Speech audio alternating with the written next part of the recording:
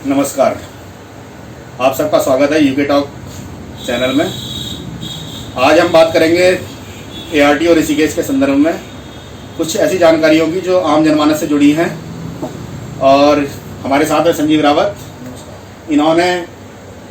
रावत जी ने एआरटी और ऋषिकेश से आरटीआई सूचना के अधिकार अधिनियम के अंतर्गत 10 बिंदुओं पर सूचना मांगी थी, जो कि इन्होंने 21/11/2019 में मांगी थी, लेकिन आज लगभग 8-10 महीने होने के बाद भी सूचनाएं कुछ विलंब से दी गई और जो दी गई वो गलत और अस्पष्ट दी गई, जिसमें हम प्रथम अपीलीय अधिकारी के पास भी होकर आ गए हैं। और मगर पूर्ण सूचनाएं और गलत सूचनाएं पूर्ण सूचनाएं ना होने के कारण और आधी अधूरी सूचनाएं होने के कारण संजीव रावत जी द्वारा इसमें मुख्य सूचना आयुक्त के यहाँ द्वितीय अपील भी डाल रखी है, जिसमें जैसा भी आएगा हम आपको आगे भविष्य में अवगत कराएंगे। फिलहाल मैं आपको जानकारी देना चाहूँगा कि जो इन्होंने सूचनाएं डाली थी उसमें हमें क्या जवाब मिले। श्री रावत जी ने इसमें जो बिंदुओं पर सूचना मांगी थी, इसमें पहला बिंदु था कि एआरटी और ऋषिकेश द्वारा हल्के मोटर यान के लाइसेंस रिन्यूअल के लिए कार्यालय द्वारा कब तक मोटर वाहन ट्रेनिंग सर्टिफिकेट लिए गए थे।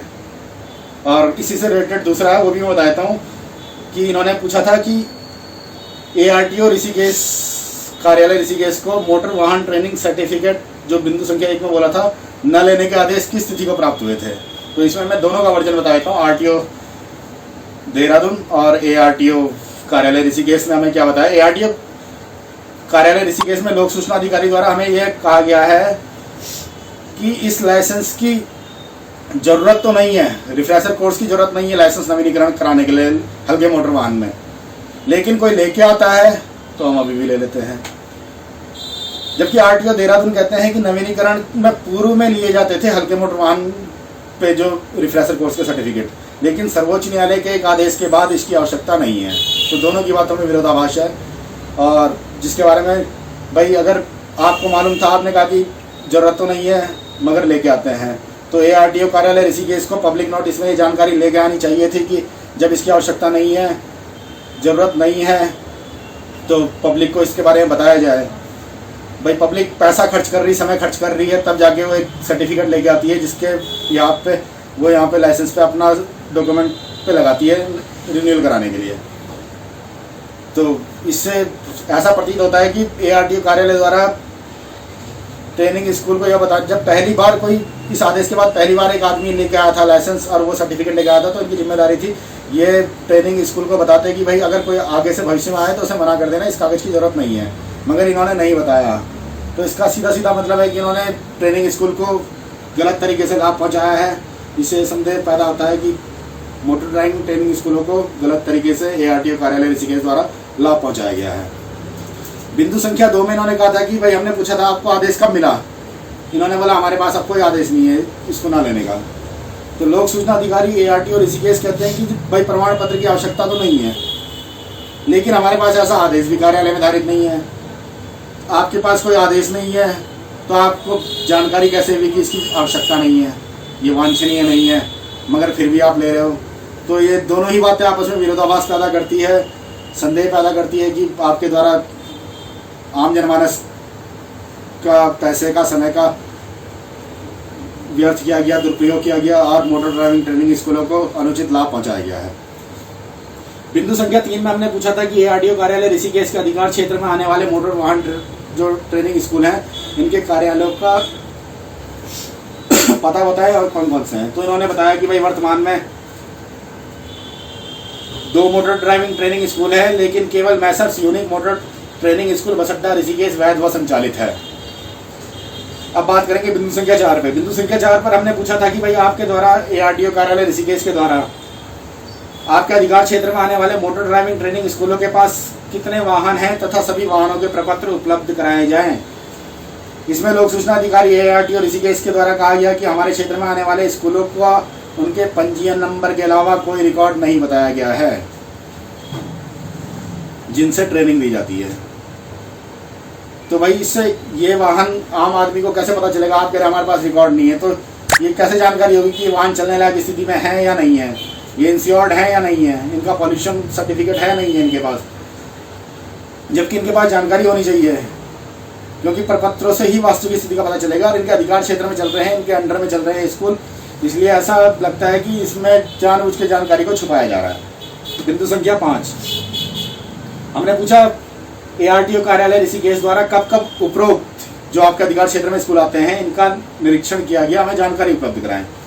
इन्होंने बताया भाई समय समय पर निरीक्षण किया गया। कितनी बढ़िया बात है, समय समय पर निरीक्षण किया गया।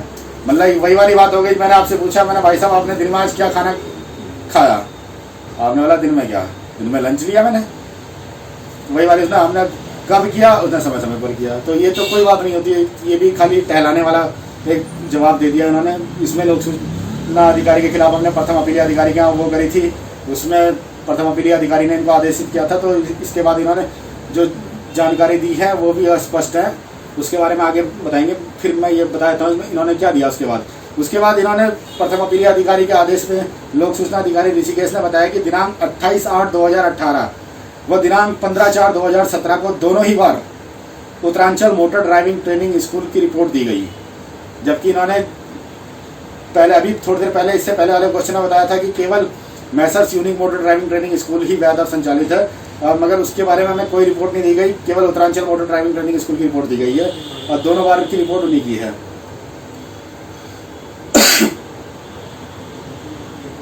इससे ऐसा प्रतीत होता है कि वर्तमान में जो वैध स्कूल का निरीक्षण नहीं किया गया, जो वर्तमान में जो वैध स्कूल है Messrs unique motor driving training centre school, इसका ARTO कार्यालय द्वारा कोई निरीक्षण नहीं किया गया, क्योंकि जिसका निरीक्षण किया गया है उसका तो बताया गया, मगर यूनिक मोटर ड्राइविंग के बारे में इन्होंने कोई नहीं बताया, कुछ नहीं बताया गया, जो कि बात समझ से परे है। और Uttaranchal motor driving training school में इन्होंने बताया है कि वाहनों की पार्किंग का पर्याप्त स्थान है इनके पास, जबकि रावत जी का कहना है कि भाई हमारी जानकारी में है कि इनके पास कोई पार्किंग नहीं है, इनकी गाड़ियाँ सड़क के किनारे वैसे खुले में ही खड़ी रहती हैं। तो इसकी भी जानकारी इन्होंने, ऐसा लगता है कि सूचना को इन्होंने बनाकर हमें दिया है, और वो भी स्पष्ट रूप से गलत सूचना, गलत उत्तर दिया। अब बिंदु संख्या 6, 7, 8, 9 इनके बारे में मैं बता दूं आपको। इसमें हमने ARTO कार्यालय ऋषिकेश से यह जानकारी मांगी थी कि जो ये विभिन्न मोटर वाहन कंपनियां हैं, डीलर हैं, इनके जो अधिकृत प्रतिनिधियां जो ARTO कार्यालय में इनका काम कराते हैं, इन वाहन कंपनियों का, इन डीलरों का जो काम करवाते हैं, उनके हमें संबंधित मोटर वाहन कंपनियों के इन अधिकृत प्रतिनिधियों के नाम हमें बताए जाएं, नाम उपलब्ध कराए जाएं।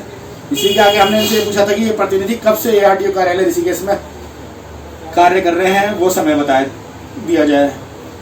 एक हमने इनसे पूछा था कि भाई इनको जिन जिन लोगों को कार्यालय में अनुमति है, जिन जिन प्रतिनिधियों को कार्यालय में आने की अनुमति है, उनके नाम बता दिए जाएं, और इन प्रतिनिधियों के लिए आपने अगर कोई मानक, कोई गाइडलाइन जारी कर रखी है तो उनके नाम बता दिए जाएं, जिस पर इन्होंने कहा गया कि बिंदु संख्या 6, 7, 8 के संदर्भ में कोई रिकॉर्ड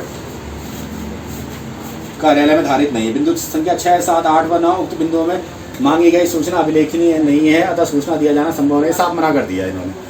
अब इसमें एक मैं नई चीज़ बताऊंगा आपको। ये यहाँ पर कह रहे हैं कि इन प्रतिनिधियों से संबंधित कोई जानकारी नहीं है। एक FIR है जो ARTO कार्यालय ऋषिकेश द्वारा 22/10/2019 में ऋषिकेश कोतवाली में दर्ज कराई गई थी। इस शिकायत में, पूरी शिकायत नहीं बताऊंगा, इस पूरी शिकायत में मैं केवल वो लाइन आपको दिखा दूं। ये है साफ साफ जो इन्होंने अपनी तहरीर में लिखा है। कार्यालय में विभिन्न परिवहन यूनियनें तथा ट्रक यूनियनें, टैक्सी मैक्सी यूनियनें, बस यूनियनों आदि द्वारा अपने अधिकृत कर्मचारियों तथा वाहन डीलरों द्वारा अपने प्रतिनिधियों के माध्यम से कार्य संपादित करवाए जाते हैं। ये कह रहे हैं कार्यालय में धारित नहीं है। कार्यालय में धारित नहीं है तो ये प्रतिनिधि कौन है, ये आप अपने उसमें रिटर्न में आपने दे रखा है, और यहाँ पर आप कह रहे हैं कि भाई कार्यालय में धारित नहीं है। इसके बाद भी ये कह रहे हैं इन विभिन्न संगठनों में योजित कर्मचारी प्रतिनिधियों द्वारा आपको संबोधित पत्र की एक प्रति दिनांक 21/10/2019 को कार्यालय में प्रस्तुत की गई है। यही प्रतिनिधि जिनके बारे में हमने यहाँ पर इनसे पूछा था, यहाँ पर इन्होंने बोला कि रिकॉर्ड में नहीं है, और रिटर्न में अपनी FIR में ARTO कार्यालय ऋषिकेश द्वारा ये लिखा गया है कि विभिन्न टैक्सी मैक्सी वाहन डीलरों के जो अधिकृत प्रतिनिधि हैं, इनके द्वारा कार्य संपादित करवाए जाते हैं।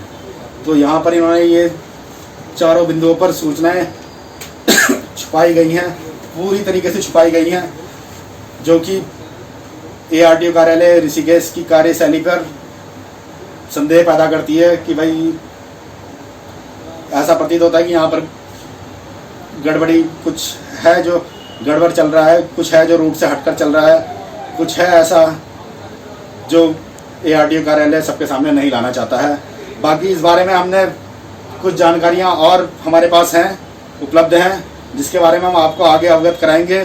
कुछ जानकारियाँ ऐसी हैं जो हमारे पास आनी है, जैसे ही वो जानकारियाँ हमारे पास आ जाएंगी, रावत जी का कहना है जैसे भाई रावत जी के पास उपलब्ध हो जाएंगी, वो सारी जानकारियाँ हम आपके सामने लेके आएंगे। और अगर इन जानकारियों के द्वारा कुछ ऐसा लगा कि कुछ गलत हो रहा है ARTO कार्यालय ऋषिकेश में, कोई गलत चीज़ें हैं, कुछ गलत लोग सक्रिय हैं, तो वो हम आप सबके सामने लेके आएंगे। और अगर इसमें हमें रावत जी का कहना है कि कुछ आगे जाना पड़े और जो भी हर संभव हमसे जो भी इसको सबके सामने लाने में जो कुछ भी करना पड़े हम करेंगे।